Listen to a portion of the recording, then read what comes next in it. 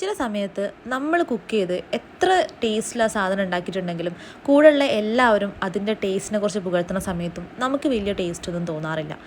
എനിക്ക് പേഴ്സണലി അങ്ങനെ പല സമയത്തും ഫീൽ ചെയ്യാറുണ്ട് കേട്ടോ. പക്ഷേ അത് ആ ഒരു കുക്കിംഗ് പ്രോസസ്സിൻ്റെ സമയത്ത് എനിക്ക് അതിൻ്റെ സ്മെല്ല്, കാര്യങ്ങൾ, ടേസ്റ്റ് എല്ലാം പക്കയായിരിക്കും.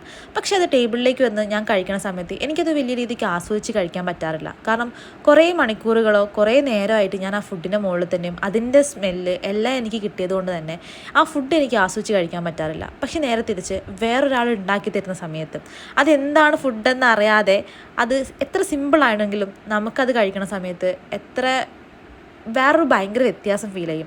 എനിക്ക് അങ്ങനെ ഒരു വ്യത്യാസം ഫീൽ ചെയ്തിരിക്കുന്നൊരു ഫുഡാണിത് കേട്ടോ. സൺഡേ എനിക്ക് വേണ്ടി കുക്ക് ചെയ്തതായിരുന്നു. സോ അതിന് ഭയങ്കര ഒരു ടേസ്റ്റും ഡിഫറൻസും എല്ലാം തോന്നി. ആൾ സിമ്പിളായിട്ട് എനിക്ക് ചോറും ഒരു മുട്ട ബുർജിയും അതുപോലെ തന്നെ ഉരുളക്കിഴങ്ങിൻ്റെ മെഴുക്ക് പുരട്ടിയും ഒരു പുളിയും കറിയാണ് തന്നത്. പക്ഷേ